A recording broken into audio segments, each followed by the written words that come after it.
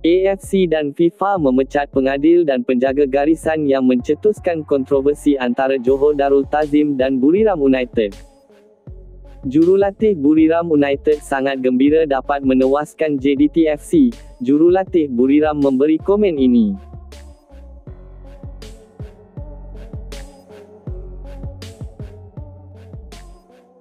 Tetapi sebelum kita meneruskan, jangan lupa untuk like, komen dan subscribe saluran ini supaya anda tidak terlepas maklumat tentang sukan bola sepak setiap harinya.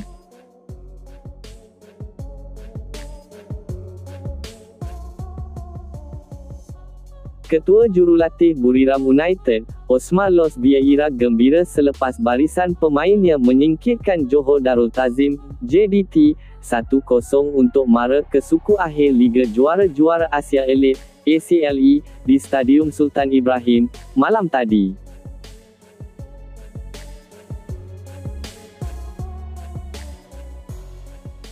Pengendali kelahiran Argentina itu berkata, walaupun menang namun masih ada beberapa kelemahan perlu diperbaiki bagi mengharungi cabaran seterusnya menentang kelab dari zon Asia Barat pada pentas suku akhir.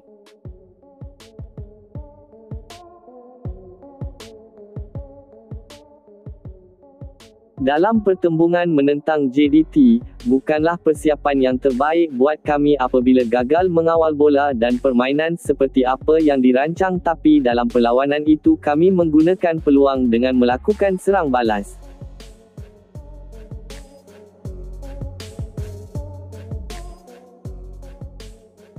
Serang balas di babak pertama agak kurang, tapi bila bermulanya babak kedua, kami ada ruang buat serang balas dan berpeluang jaringkan 2 atau 3 gol dalam situasi yang mudah.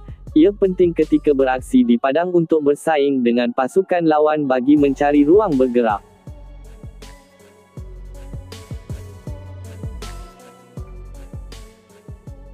Ada ketika kami merancang taktikal permainan sebelum aksi sebenar, tapi apa yang dirancang tidak menjadi. Namun dalam situasi perlawanan malam tadi, pemain berusaha membentuk pendekatan taktikal ampuh dan mereka beraksi dengan baik, katanya.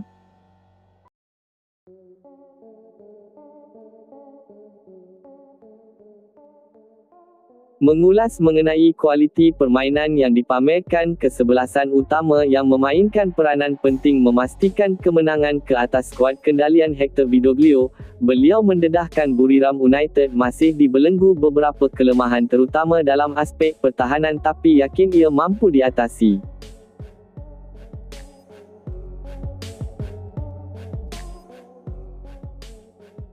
Kami pernah melepaskan beberapa gol dalam permainan yang mudah apabila tumpas 0-5 kepada Yokohama F. Marinos dan 0-3 kepada Kawasaki Frontal, manakala JDT memiliki rekod bersih dalam saingan Liga ACLE dan kami tahu kami kuat di posisi pertahanan.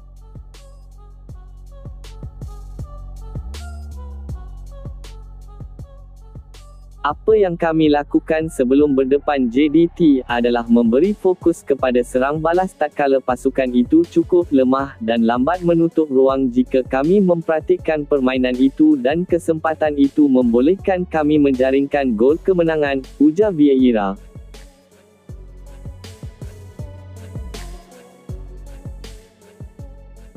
Berita terkini hari ini ialah pengadil utama dan hakim garis yang mencetuskan kontroversi dalam perlawanan antara Johor Darul Ta'zim dan Buriram United akan dipecat oleh AFC kerana telah terbukti menipu.